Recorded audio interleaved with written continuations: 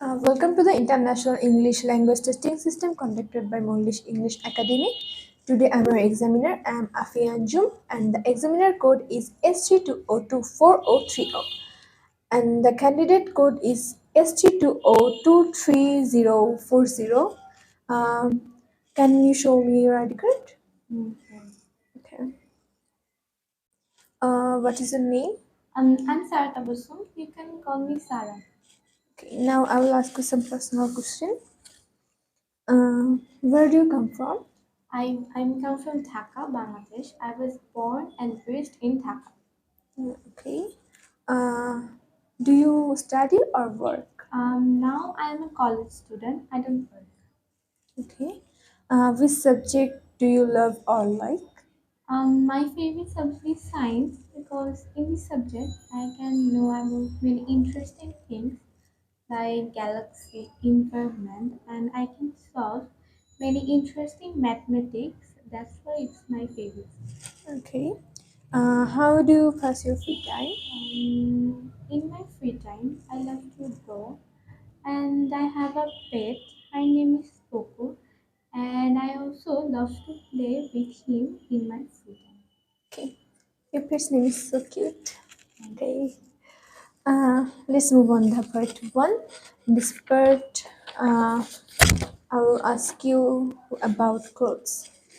Where do you buy most of your clothes? I buy most of my clothes from Arom, Ladif, Chandrabindu, Nikhil, because it's very near to my house and I can easily visit there. And they provide me best clothes in best prices. And on various occasions, I like to visit Jamuna Future Park. You might be known that Jamuna Future Park is the biggest shopping mall in Asia, and they provide me some international clothes and accessories, and sometimes I visit. Okay. Uh, how often do you buy new clothes for yourself? Unless I don't buy unless I need clothes.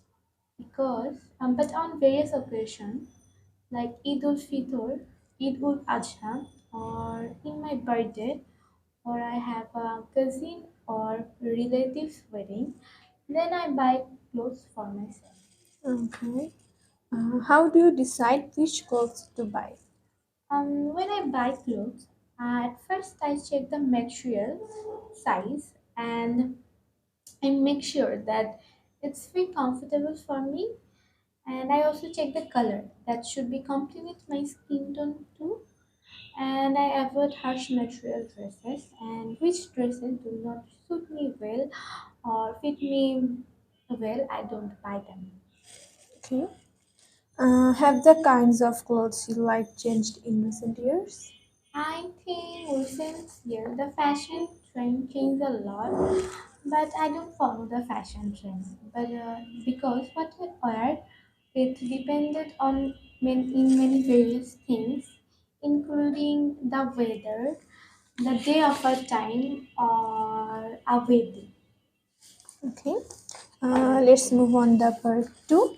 In this part, I will give you a topic and you have to 1 to 2 minutes to think about this topic. And here is your pen and paper. If you Thank you. wish, you can note. Okay. Your time starts now.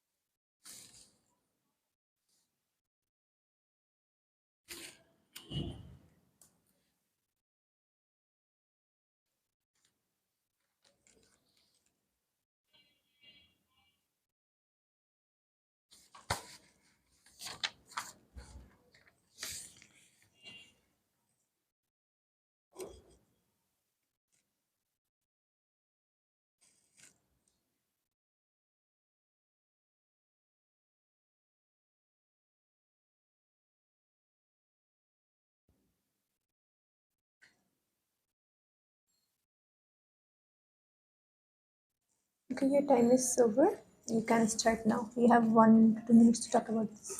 Okay, I love about this topic, mm, money management. One interesting conversation I had with my cousin about money management. Once we having our lunch, this topic, money management, came out, and we had a deep conversation about it.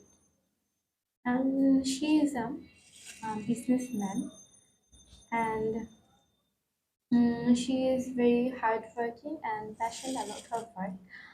I told her about my goals that I want to visit. I want to go an international trip, but I don't have enough money for that. He spread some light on the 50-30-20 rule. She told me that um, all in the main income, almost 20% in my income should be saved. This number should be increased if the expense are less but not be decreased. And and the rest 80% in 80%, that 50% should be spent on mandatory expense, and that 30% should be spent um,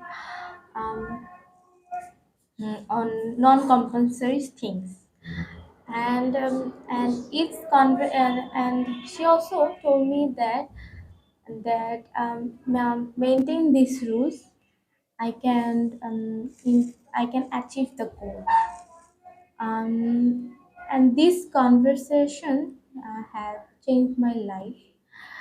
In the past few years back, I was used my all of my pocket money on my non-compulsory expense, but now in my main income, I almost save at least 20% in every month. That's how I save a lot of things, a lot of money to achieve my goal. And it has this idea or this rules helps me a lot. It was so interesting. Okay, it's the end of the part two. Now let's move on the part three discussion topic. Uh, in this part, uh, we'll discuss about money and young people.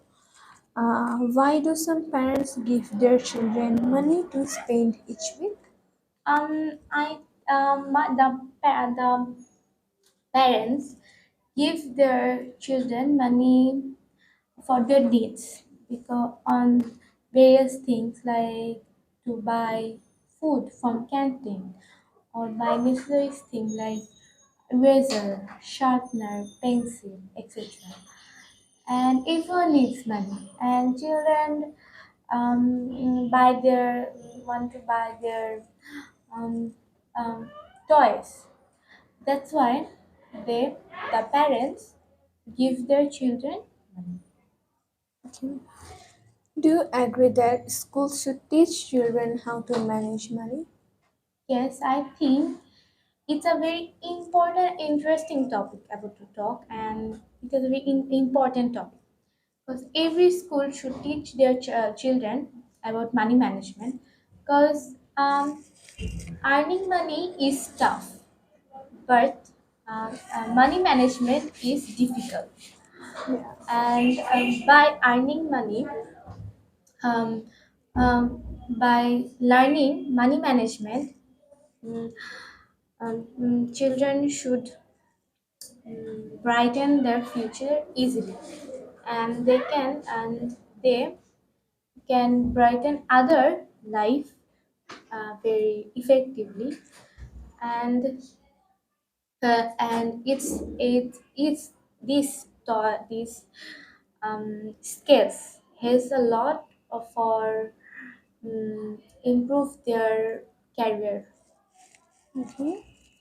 Uh, do you think it is a good idea for students to earn money while studying? Yes, I think it's a good idea because by earning money, students become very matured and self-dependent and make decision very well.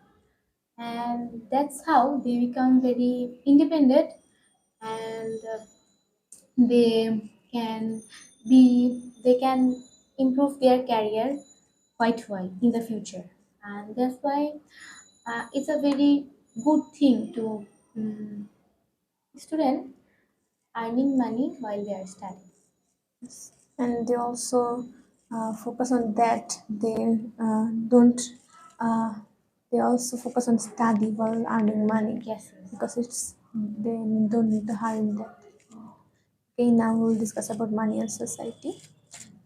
Do you think it is true that today's society money cannot buy happiness? Yes, I think it's true.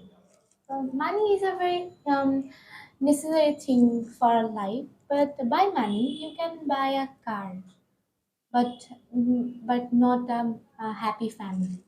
Money you can buy a home, but not a happy relationship with your parents or partner. Money you can buy a bed, but not a good sleep. So that's why I think money is a very necessary things in our life, but it doesn't bring us happiness. Okay. What disadvantages are there in a society where the gap between rich and poor is very large? I'm from Bangladesh. In my country, the poor and the rich between this gap is very mm, big. Because I think government should take a necessary step to fill this gap. By filling this gap, we might be had a great society, and everyone can be live their happy and peaceful life, and the we should take a necessary step to fill this gap. And I think the rich people should help the poor people, that the poor people leading their life happy.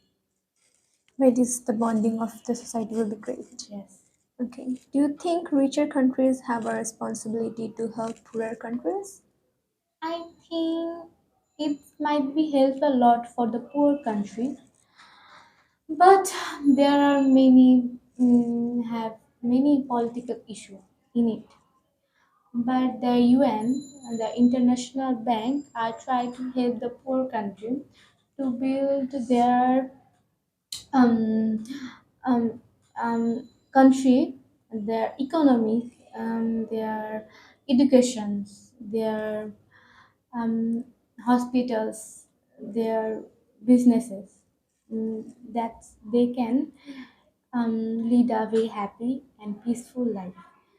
And that and it's a very great idea, and we should take a step to help the poor country. That's how we can bring a happy society, a happy country, a happy nation. Okay, that's the end of your hour's test. Thank you for joining us and giving us your important time.